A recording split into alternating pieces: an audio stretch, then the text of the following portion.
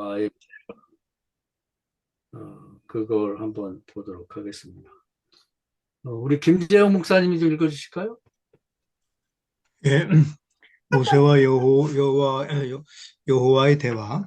출애굽을 앞두고 모세와 여호와가 대화했다. 창세기 15장의 출애굽 예언을 누구나 알고 있지만 실제 믿는 사람은 거의 없었다. 모세도 믿지 못했고 더구나 400년 넘도록 애굽에서 노예 생활하고 있는 이스라엘 백성들에게 예언을 전해서 믿게 한다는 것은 거의 불가능했다. 에덴에서 아담이 상실한 하나님과 하나님의 말씀에 대한 믿음을 어떻게 회복할 수 있을까? 이 질문은 모든 시대에 똑같은 난제이다. 하나님 말씀했다. 기적이 일어나면 믿게 될 것이다. 이것이 하나님이 주시는 해답이다. 누가 봐도 이것은 하나님이 하시는 일이라고 여겨지는 것이 기적이다. 모세는 문둥이가 되는 자기 손과 지팡이가 뱀이 되는 기적을 보고 믿게 되었다. 이스라엘 백성은 하나님이 주시는 10가지 재앙은 기적을 보면서 믿게 되었다. 평범했던 농부가 엘리야의 수준의 선지자가 되었던 것도 이 기적 때문이다. 우리는 AI 시대가 되면서 정말 중요한 일, 본질적인 일에 집중하게 될 것이다. 강제지만 이 일에 대해서 감사해야 할 것이다. 네, 끝까지. 그래서 이제 분명해졌어요. AI가 할 것은 AI에게 맡기고, 그럼 뭐 어떻게 할 수가 없어요. 경쟁에 들어가 지니까. AI가 할 수 없는 일을 집중하자, 이 말이에요. 그것을 오히려 AI가 우리가 가르쳐 줬다고도 볼 수가 있는 거죠. 그렇게 보면 이제 감사한 거지. 그래서 이게 하기 싫은 사람은 이제 목회 그만두고, 그럼 일상으로 나가서 자기 밥벌이 하면 되는 거죠. 근데 굳이 목회 자리에 앉아가지고 자기가 해야 될 일을 안 하고 AI와 싸워서 되겠냐, 이 말이에요. 그건 안 될 일이지. 그건 인생을 낭비하는, 딱 한 번 사는 인생이고, 그리고 목사가 되려고 얼마나 고생을 했어요. 공무원이라고 그러고, 뭐 경제 어려운 사람들은 가진 고생을 하고 자기 마누라 고생시켜 하면서 애들도 제대로 가르치지 못하고 돈 녹사하고. 이렇게 해서 목사가 됐는데, 지금 우리가 나머지 인생을 어떻게 살 것인가를 결정을 해야 됩니다, 지금. 그래서 아담의 잃어버린 믿음을 회복하는 게 인류의 과제인데, 그 회복하기 어려워요. 말로만 안 된다고. 그 모세도 고민이 그거예요. 자기도 출애굽하는 그 예언을 이제 창세기 15장에 아브라함이 주셨잖아요. 알아. 하지만 아는 거하고 믿는 건 다르잖아요. 믿어지지가 않는 거야.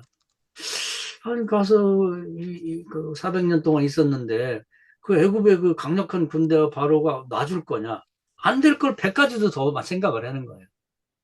아니 그리고 그 사람들이 내가 이제 늙어갖고 이제 옛날에 살인죄를 범하고 왔는데 가서 잡히면 뭐 가서 말도 못 붙여주고 죽는 거 아니야? 내 체력이 80세인데 가능하겠어? 그 사람들이 그 애굽에 정착해 살고 있는 사람이 나름대로 이제 살 수 있게 됐는데 내 얘기를 듣고 그 안정된 생활을 버리고 나올까? 별 생각이 다 들죠. 자기도 못 믿는 거야. 알긴 알아. 그 얘기를, 예언을. 그 길지도 않아요. 한 문장이야. 우리는 기본적으로 설교를 하고 뭐 성경을 소개하면서 자기 마음속에 목사 자신이 자기도 못 믿어. 못 믿는 얘기를 믿으라고 얘기를 하니까 그걸 어불성설이죠. 있을 수 없는 일이지. 아담이 잊어버린 그 믿음을 회복하는 것이 기본입니다. 믿음, 소망, 사랑, 사랑이 제일이라고 하지만 믿음이 없는데 무슨 소망이 있고 그다음에 사랑으로 나갑니까? 그건 말이 안 되는 거지. 아니 이렇게 남녀가 사귈 때도 만나보니까 사기꾼이야 이놈이. 아니 근데 사랑할 수가 있겠어요? 아니지. 믿음이 기초가 돼야 이 사람과 같이 살 수 있는 소망도 생기고 이 사람 이제 사랑도 하게 되는 거죠. 하나님의 관계도 똑같거든요. 그래서 자기도 못 믿으니까 하나님을 만났지만 그 얘기를 못 믿는 거예요. 그러니까 하나님이 야, 그 믿음이 어떻게 생기냐면 기적을 보면 믿을 거야. 이제 이게 하나님의 방법이에요. 다른 성경을 다 찾아보세요. 믿음을 온전하게 만드는 데 대한 답은 이거 딱 하나입니다. 그래서 우선 주의 종이 돼야 되니까 모세를 믿음 갖게 만들죠. 손을 품에 넣어라. 꺼내보니까 문둥병에 걸렸는데 다시 넣었다 빼니까 멀쩡해졌다. 하나의 기적을 봤어요. 두 번째, 지팡이를 던져라. 던지니까 뱀이 돼서 꼬리를 잡듯이 잡으니까 지팡이 됐다. 그래서 그 자기 신체의 기적과 자기 갖고 있는 물건에 대한 기적을 보여주었단 말이에요. 딱 두 가지 기적을 보니까 이게 딱 믿음이 생긴 거예요. 아, 되겠다. 백문이 불여의 일견입니다. 사람이 귀로 듣는 것과는 절대로 믿음이 생기지 않아요. 계속 얘기했습니다만은 교다시 믿음이에요. 안 듣는 것보다는 낫지만 그것이 믿음을 주지를 못한다고, 삶을 변화시키는 믿음을. 그 교인들에게도 사명감이 없다, 뭐 충성 봉사를 한다, 기적을 경험하지 않은 사람 절대로 믿음이 안 생기고 충성 봉사를 못해요. 모세가 믿음이 딱 생기니까 갑시다 이렇게 된 거죠. 자기 믿음이 생기니까. 이걸 갖게 만들, 경험시켜줘야 돼. 기적을 체험시켜줘야 돼. 교인들로 바뀌는 거예요. 무슨 나 자신도 바뀐다. 우리 가족들도 왜 목사 자식들이 교회를 안 다녀요? 왜 목사 손자들이 교회를 안 다녀요? 기적을 경험해 본 일이 없기 때문에 그런 거예요. 아, 내 자식도 안 다니고 손주도 안 다니는데, 내 부모님도 안 다니는데, 뭐 누구에게 교인들에게 전도하라고 그래요? 인가기도 하라 안 됐지. 그래서 모세도 안 됐으니까요. 그 우선 우리 자신이 기적을 경험해야 됩니다. 모세가 경험을 해야 되는 거예요. 그래서 우선 우리에게 가장 치명적인 문제가 있어요. 뭐 1년 살면 죽는다든지, 뭔가 하여튼, 뭐 이루고 싶은 소원이 도저히 안 된다든지, 그게 있는 게 좋은 거예요. 왜냐하면, 하나님은 고난을 통해서 일하신다. 배부로 등 딴 사람 천국 가기도 어려워요. 풍요로운 에덴 동산에 살면 타락해. 그 역사가 증명했다고. 역텐경이라는 사람이 절대, 부는 절대 타락한다. 그 에덴의 역사래요. 아이러니지. 우리는 풍요로워지면 잘 될 걸 생각하는데 절대 그렇지 않다는 거예요. 그러니까 오히려 나에게 치명적인 약점, 그런 게 있으면 감사하고 그걸 붙들고 이걸 통해서 하나님 만나자. 이런 마음을 심어줘요. 우리 자신도. 그래서 우리 목사들도 아프고 그러면 기도원에 갔어요. 안 죽어요. 저도 20일 금식기도 해봤는데 안 죽는다고. 하나님을 독대하고 한번 만나시라고. 하나님 만나자는 얘기거든. 그러니까 병 돌린 거, 뭐 어려움 있는 거 하나님 모르겠어요? 알지? 하나님은 찾아오기를 기대하고 기다리는 거라. 물론 병원 가지 말라는 건 아니에요. 병원 가지만 병 가서 못 고치는 병이나 문제는 하나님이 고치겠다는 얘기거든요. 의사 중에 예수님 얘기했잖아요. 내가 의사 중에 의사라고. 그거 너무 좋잖아요, 재료가. 이스라엘 백성들에게 이 애굽 땅에 노예 생활하는 게 겉보기에는 고난이지만 이들을 하나님 백성 만드는 너무 좋은 거예요, 이 상황 자체가. 이 정도 아니면 하나님 만나겠어요? 집단적으로 하나님 만나게 하는 거예요. 그래서 애굽에 가가지고 그 사람들 처음에 가서 뭐 창세기 15장에 뭐 그때는 창세기 이런 게 없겠습니다만 아브라함 조상에게 출애굽 예언하셨잖아. 가자. 그 가겠어요. 노나가 늙은이들 와갖고 뭔 쓸데없는 얘기 안 믿죠. 10가지 기적이 나타나니까 믿는 거예요. 집단적으로 교회도 집단적인 그런 기적이 나타나면 교회가 확 부흥됩니다. 변화가 돼요. 방향이 바뀌죠. 뭐 옛날에 뭐 그 약장사들 보면은 뭐 지금 뭐 뱀이 있는데 뭐 다리가 4개 달려 금방 보여준다고 약반 팔아먹지 보여주지 않아. 한 번도 본 일이 없어요. 기적이 뭐 성경인데 그런데 기적이 어디 있어요? 한 번도 보여주질 않아 목사가. 집단적인 기적이 나타나면 교회가 달라지고 집단의 그 가정의 기적이 나타나면 가정이 달라지는 거죠. 그래서 하나님이 주신 유일한 방법이에요. 기적을 보면 믿는다. 표적 이적이라는. 그래서 그 마가복음 16장에도 보면은 이 제자들이 뭐 사도들이 돌아다니면서 복음 전할 때 예수님이 하늘에서 기적과 표적과 이적으로 그걸 증명해 준다는 거예요.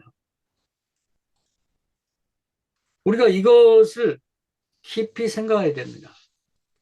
어떻게 평범한 농부인 보통 사람, 뭐 무식하다고 볼 수 있는 그런 이제 엘리사 농부가 그 역사에 남는 그런 선지자가 됐는가? 간단한 과정이 3단계인데, 요걸 우리가 정확히 인식하고, 내가 현재 어디에 목회를 그동안 오랫동안 뭐 10년, 20년 해왔으면, 어느 단계 목회의 수준을 맞춰서 살아왔는지를 생각해 봐야 되는 거예요.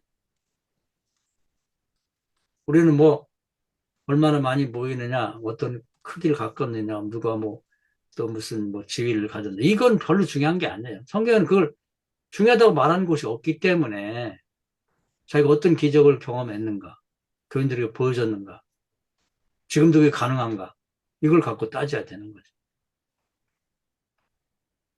그래서 신 증명, 이론적인 얘기 말고 신을 내가 체험하고 있는가, 그것도 현재, 여기에 우리가 중심을 거기다 맞추고 이제 살아가야 된다는 얘기를 말하고 싶어요. 자, 또 잠깐 한 5분 뭐 해서 10분 쉬었다가 조성 목사님 읽어주실까요? 조성 목사님? 네. 실시간 신학론의 내용을 실생활에서 실천하기. 신의 증명에서 신체험으로 넘어가려면 두 가지를 시도해 봐야 한다.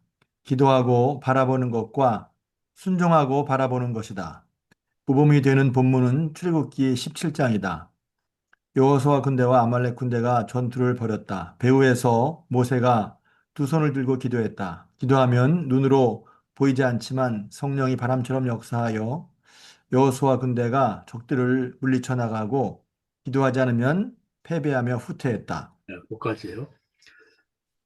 그 성경은 참고로 보시면 되고, 우리가 이제 실생활 속에서 어떻게 그 하나님을 체험할 건가? 증명이 아니라, 이론적 증명이 아니라. 이제 그걸 그냥 좋은 본문이 이제 저는 출애굽기 17장을 생각합니다. 그래서 여호수아 군대와 아말렉 군대가 전투를 벌였는데, 일반적인 전투죠. 근데 모든 전투는 전적 하나님께 속한 것이란 말이에요. 근데 모세가 그 배후에서 그 언덕에 올라가가지고 전투 상황을 보면서 기도했더니 눈에 보이진 않죠. 왜냐하면 성령 역사는 하나님 나라의 역사는 그 바람과 같다. 요한복음 3장에 그렇게 나와 있거든요. 바람을 직접 볼 수는 없죠. 그런데 우리가 이제 뭐 호수의 물결을 본다든지 들판에 보리밭이나 밀밭을 바라보게 되는 바람이 어떤 형태로 지금 어느 방향으로 불어가는지 볼 수 있거든요. 근데 하나님 나라는 육신의 눈에는 그런 식으로 보이는 거예요. 대상을 통해서 보는 거예요. 대상이 역사하는 거. 그래서 손 들고 기도하니까 직접 볼 수는 없지만 바람 같은 그런 이제 하나님의 어떤 성령 역사 또는 뭐 하나님 군대가 이제 적들을 물리쳐 나가는 게 보인단 말이에요. 그러면 자세히 보면 보여요. 그러니까 출애굽기 14장 거기 밑에 내용은 뭐냐면 건성으로 보면 안 보여요. 영적으로 깨어서 보라 이 말이에요. 해찰하지 말고. 그러면 하나님 역사하는 걸 그걸 알게 되는 거죠. 근데 기도하지 않으면 또 이제 패배해갖고 뒤로 후퇴가 도망온다는 거예요. 기도하면 밀고 나가고. 하나님이 이렇게 역사하시는구나. 그 대상을 보면, 전쟁 상황을 보면서 느끼는 거예요. 하나님이 이렇게 느끼는 겁니다. 이렇게 체험이 되는 거예요.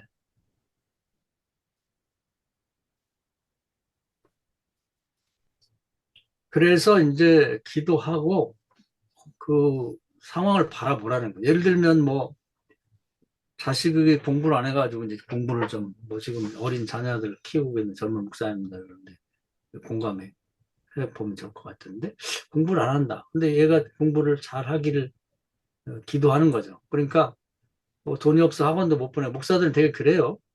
그런데 성경 보면 이제 방법이 나와 있거든. 지혜가 필요한 거예요.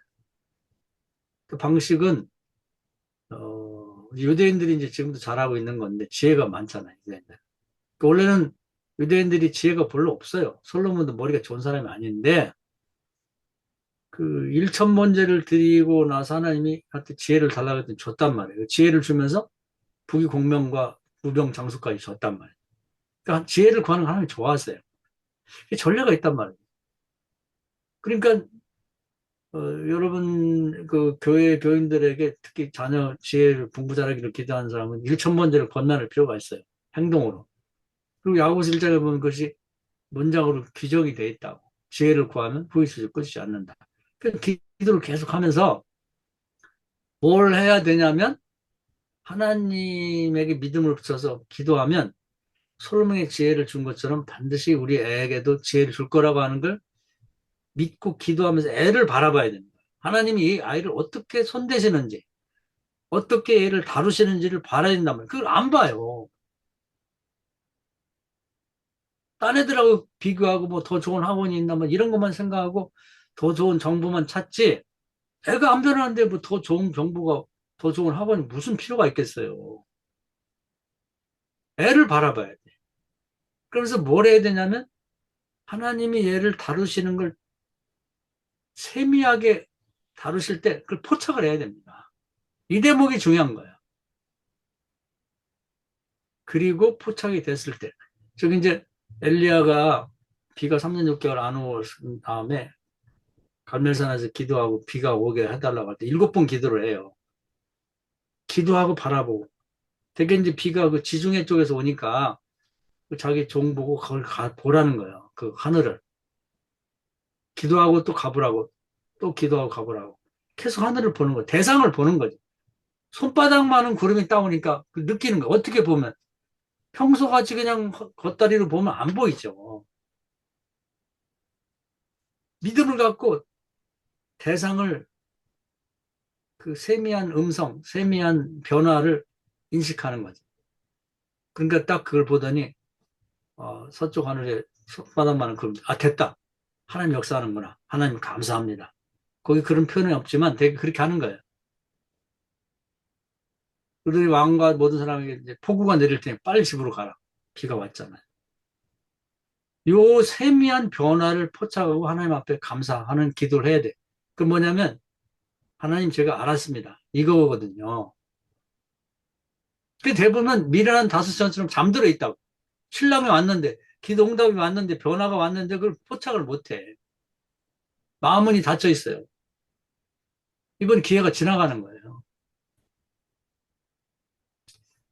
그러니까 그 아브라함의 종 엘리에셀이 그 아브라함의 그 기도응답을 듣고 이제 그 심부름 시켜갖고 메소포타미아 그 당시 대도시에 가나안 땅 듣도 보도 못한 시골에서 거기에 며느리감 골러갖고 그 우물가에서 리브가를 만나잖아요.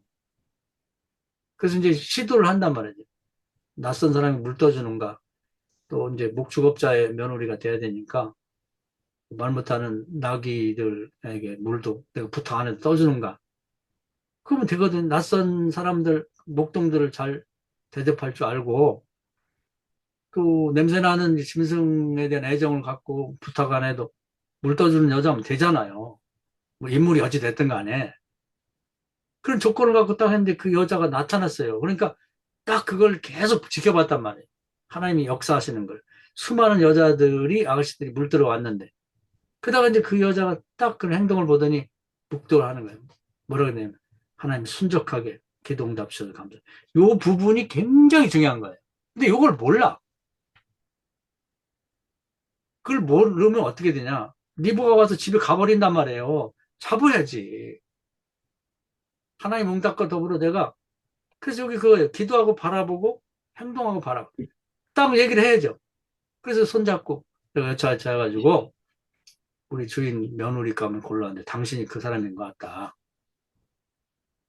그 리버가 마음이 확 이제 열려가지고 자기 아버지 뭐 엄마가 가지 말라고 시집 지금 당장 간다는 게 밑도 끝도 없이 지금 처음 만나갖고 간다는 게, 아니 갈 거야 아빠. 이런 기적이 나타나. 그 기적이지 않아요?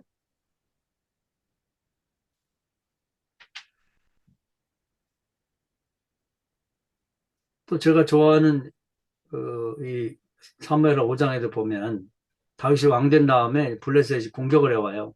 나라가 안정되기 전에 이걸 멸망시켜야겠다고.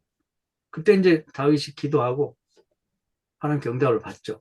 그 얘기는 앞으로 할 기회가 많고 또 많이 얘기를 했는데, 다윗은 전쟁을 하나님께 속하는 걸 알기 때문에 전쟁이 나면 먼저 기도부터 합니다. 하나님이 항상 사인을 줘요. 이 전쟁은 나에게 속하고 내가 앞서가고 넌 뒤따라가라.